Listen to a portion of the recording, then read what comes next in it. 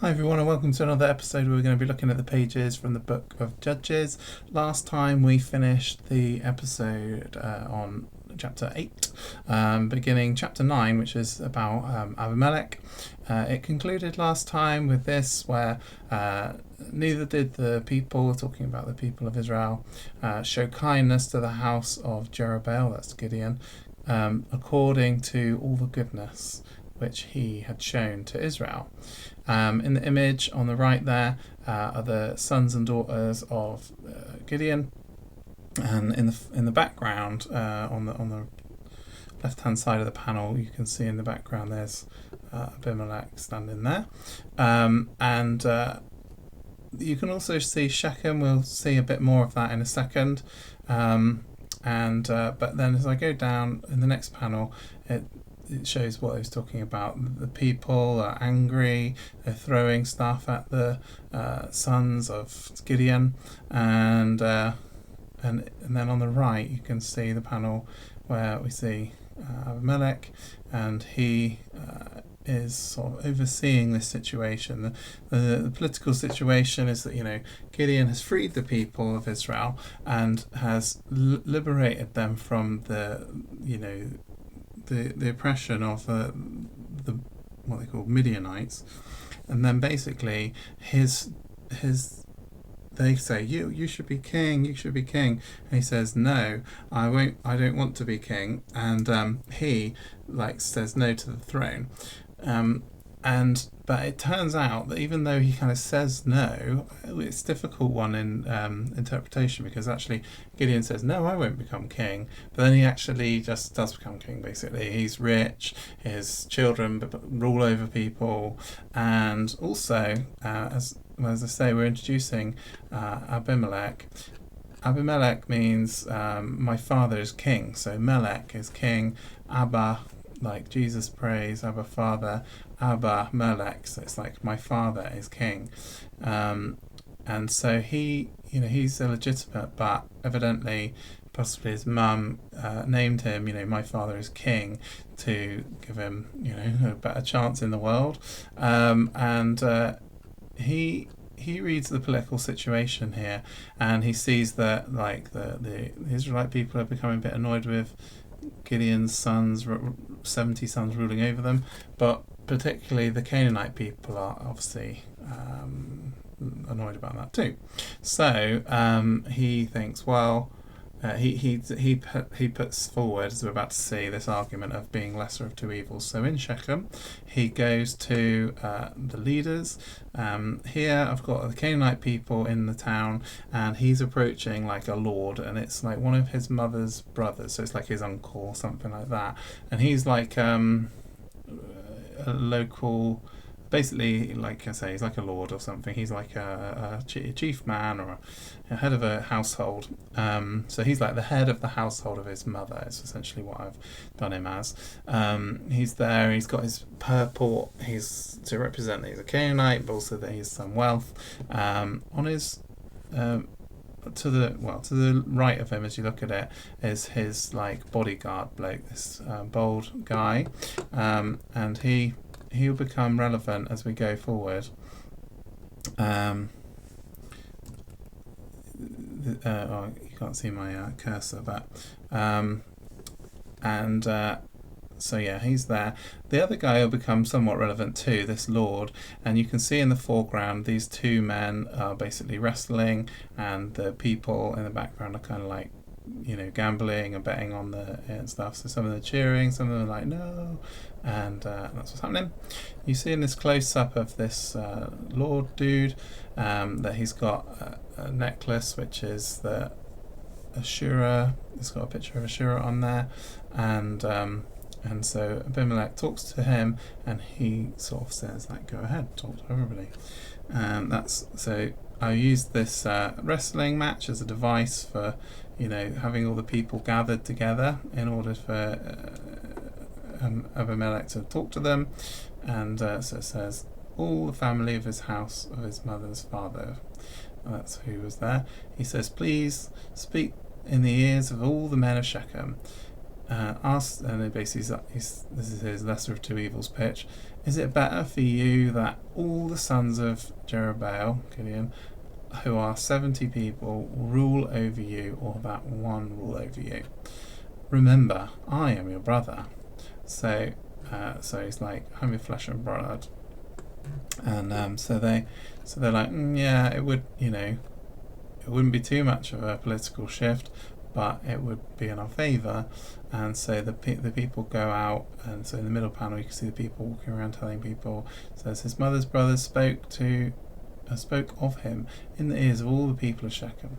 So this plump guy in the foreground represents the people of Shechem, and then it's like, so he's speaking to him, and he says, he is our brother. So he starts to get some traction here. In the background of this image in the middle, you can see a bit more Shechem.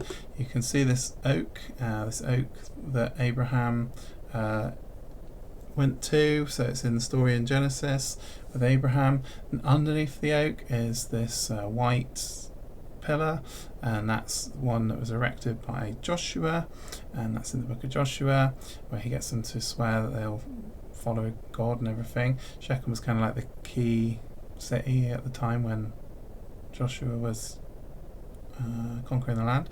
And then there's the big temple there, and the temple, it seems, was a Canaanite temple which they kind of take over and use for like worshipping God, but it ends up getting mixed, and so the worship of the Canaanite gods and the God of the Bible get mixed up and everything. It's not a good situation.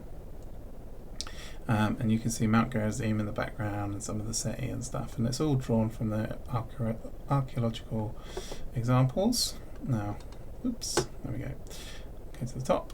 So here's some priests coming out, and this is what I was telling you about. You've got these three people, and so the one in the middle represents a priest of Baal, and they have this ceremonial mask, again from archaeology. These have been discovered, and then in the back, just behind him on the right, is a Levite priest, and then on the left is a if I do it, yeah, it's the wrong way around. Is a priestess of Asherah, like a temple prostitute and that sort of thing. And so they come forward, and it says, and they give him 70 pieces of silver out of the house of Baal Bereth. So it's a temple of Baal, as it says. And you'll notice perhaps that it's pieces of silver. It seems kind of consistent throughout the Bible that when people kind of betray people, they get paid silver, not gold, so he's getting paid the money, and the people are cheering. He takes the money. Oh yeah, that's right. I want to point out to you, he seems really like, oh, thank you, it's such an honor, and he's like, he's such a political guy. And then they turn their back and go inside, and he smiles evilly, and his like uncle is in on it as well. And then they go off, and it says, with which Abimelech hired vain and light fellows, as it translates it in the Old English Bible. Vain, obviously, and light means like they got loose morals, basically. So like bad guys. He hires a bunch of bounty hunters and mercenaries to work for him, and one of whom is you'll see is the big, tall, bald guy that I was just talking about a minute ago. The other people in the image, going then from, it doesn't work if I do it. Anyway, from left on your screen to right, you've got a short Canaanite guy. Then next to him is a Sheridan guy. Sheridan are the sea people, like Philistines, but they're just a different clan of Philistine, but they were present in the land as well. They were like outsiders and stuff, but they're well known in history for being like mercenaries. So they work for the Egyptians as mercenaries and stuff, and they wear these helmets with the little horns, and they've got like a circle on the top, and it's not clear if that's a ball or a disc. It's probably a disc. but they've got these round shields and these special swords, and you can see the ragtag bunch. So the Sheridan guy is just describing, he's got like a short sword of sharp kind of sword, like they're Aegean people. Then the next guy is like a sneaky Canaanite dude. He's got all the weapons are bronze. He's got a bronze dagger, and then the guy who's the big, he's like the he's one of Abimelech's kind of relatives, but he's like the hard man of the clan. He's not the leader, but he's there. He's got a kopesh in one hand, and he's got like a big club or something in the other hand. We'll see that in a minute probably. And then the last guy is another Canaanite dude, and he's got it's quite a distinctive weapon. I can't remember what it's called, but it's basically like a glaive, and it's on some Egyptian paintings and stuff. It's it's a big axe-like blade, and then it's got a huge weight behind the blade as well, and it's got a long haft, and it's but it's not very long, so it's like a glaive rather than like a pike or something like that. It's just like a big battle axe. And then we go down, and then you've got Abimelech. He's bought himself some shiny armor as well, all scale mail, bronze scale, so it's of the day. And they all gather together. He then, in this next darker image, and the end, at night, he's taking them to attack the house of his brothers and betray them. You can see some of his mercenaries there in the image, and they're going over. Now you remember that Gideon lives in Ophrah, and that's where his story began, and that's where he lived, and that's where Joash lived, and all that, and that's where he tore down the idol and the Shura pole, and he burnt them, and the people came out and they're annoyed and all that. Well, they're running past that because it's Ophrah where they're going to go and get Gideon and his sons. So go on the screen for you. And then he went to his father's house in Ophrah. Get on the screen. There we go. So you can see in the background, I've drawn it as like quite a big house, big gardens, trees, all in a line, nice little wall around it, and there's a guard dude as well on the roof, and all this, and a flag, and so he's like he's the king. And then they enter the building and start basically grabbing everybody and killing them. So in the middle panel there, you can see this big dude. He's kicking the door down, and they go inside, and they've grabbed out. And so on the end panel, try and zoom out a bit so you can see it. There we go. They are bringing the sons of Gideon to this stone.